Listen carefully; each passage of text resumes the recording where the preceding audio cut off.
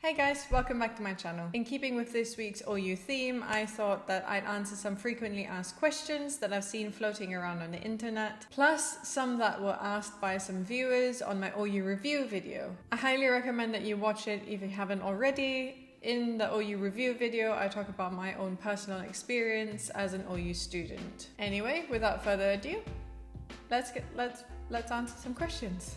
Number 1.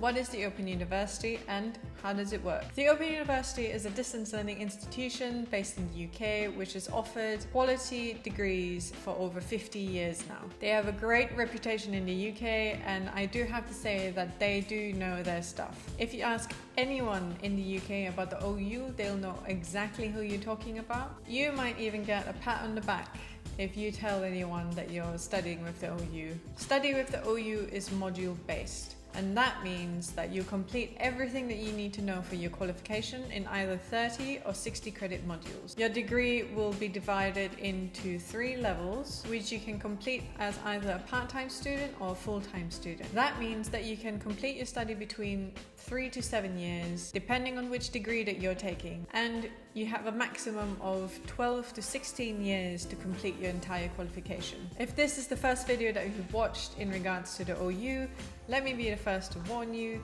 that it is not going to be easy. It will be a tough journey. If you're taking any of the psychology related degrees, I've uploaded a video yesterday that's all about helping you to do the best that you can in your assignments. But if you're taking a social science degree or any degree that's heavily essay based, I highly recommend that you watch it too, because that might actually help you. Number 2, part-time study versus full-time study. What's the difference? In OU speak, being a part-time student means that you'll be studying between 30 to 60 credit modules within the period of a year. However, a full-time student will then study 120 credits within the same period of time. Depending on which degree that you're studying, 120 credits can be between 2 to 4 different modules, which means that you'll be studying several different modules at the same time with different module materials, different tutors, and different assignment deadlines. Sometimes those assignment deadlines will be back to back. Again, if you're taking a psychology related degree or a social science degree, please do watch my ultimate guide video on how you can handle your TMAs. Number 3, what's the difference between level 1, 2 and 3? Like I mentioned earlier, your OU study will generally be split up into 3 different levels. You can think of a level as a year of study, since generally one module takes you about 9 months to complete. As you progress through the levels, things will get more and more difficult. If you're taking a degree with essay-based TMAs, word counts will get larger and larger, marking schemes will get stricter, and you'll be expected to refine your quality of work to a more academic standard. Although level 1 doesn't really hold any weight to your overall degree qualification, it is really important that you pass it in order to proceed to level 2. Level 3 modules carry the most weight of them all, double that of level 2 modules. And a single level 3 module can make or break your degree score. Here's a little secret. I managed to nail a first class honours with only 1 level 3 module with a distinction grade. All my other modules were pass 2s, which is the level below distinction or pass 1. So work hard, guys. You can do it. If I can do it, you can do it too. Number 4, your support structure. Although you may be studying mostly on your own, you won't actually be alone, if that makes any sense. There is a support structure with multiple facets. During your OU study, your support will mainly come from your tutor and other students within your tutor group and your cluster group. You'll be able to interact with other people within the OU forums or during tutorials as well. You can use the opportunity to bounce ideas off of other people or just ask any questions that you may have. In terms of contacting your tutor directly, generally you'll be emailing them, though they will be active within the forums. If you're in the UK, sometimes you'll be able to contact your tutor via phone as well. Please check with your tutor which method of contact they prefer. If you're a fan of Facebook, there will be plenty of groups that you can join in order to get more peer support, though they are not officially sanctioned by the OU themselves. From those Facebook groups, sometimes there will be invitations to WhatsApp groups as well. Number 5, since this is a distance learning institution, how do I make friends? Within the OU systems, you will be able to interact with other students within your cluster and in your tutor group on the OU forums or during tutorials, whether that's online or face-to-face. I've personally made some really good friends this way. Shout out to Sienna and Zena. Again, you can join Facebook groups or WhatsApp groups if you want to get in touch with students from inside and outside your own cluster. Personally, I haven't made any friends this way. I joined Facebook groups since level 1 and I was in a WhatsApp group for E313, but I'm sure that if you wanted to make some friends, you definitely could. Number 6, what to do if you get a bad tutor. Now, this is a tough question to answer. In an ideal world, you wouldn't get a bad tutor, but sadly, even within OU study, it happens. And it happened to me twice. Once during DE 200 and the other during DE 300.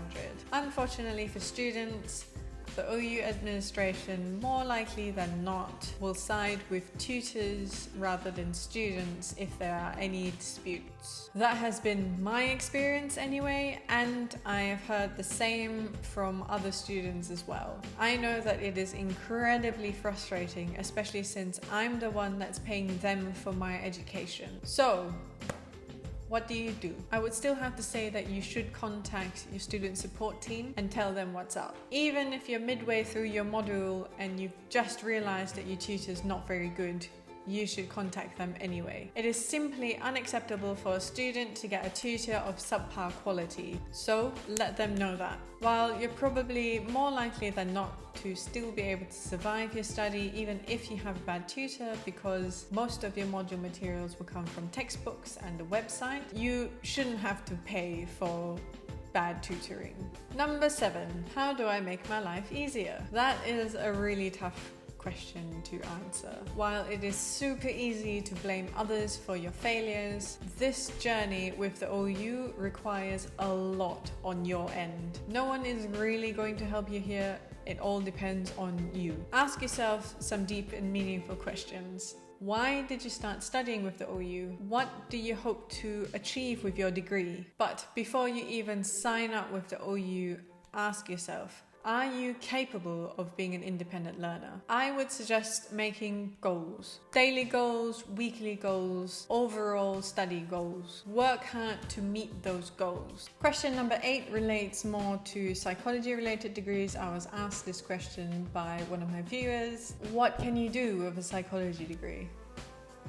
Good question. There are actually a bunch of things that you can do with a psychology degree. Typically, universities will suggest that you can go into human resources or advertising or marketing or management and so on. With a bachelor's degree, you'll also be able to go into teaching if you want to, though you will have to enroll in a postgraduate certificate in education or PGCE, though honestly you can do this and everything that I mentioned previously even if you weren't taking a psychology degree. However, if you actually want to do some psychologying, there are quite a few extra steps that you'll need to take. If you're planning to become a counselor, I highly recommend that you take a combination psychology with counseling degree. You'll most probably have to do some extra training afterwards, but this is generally the most straightforward path. If you want to go into clinical psychology, you will have to do a lot more work. A lot of ClinSci programs want you to have prior experience before you enroll. This includes working as an assistant psychologist or a social worker or a student counselor and so on. What these programs want here is experience in the field. They want to make sure that you actually want to work in the field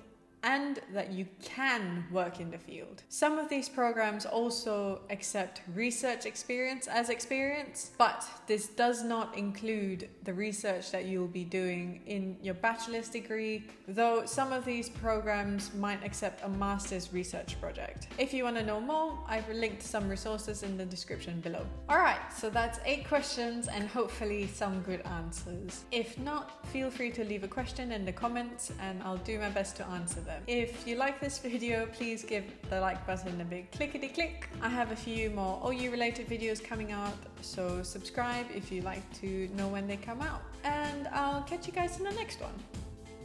Bye!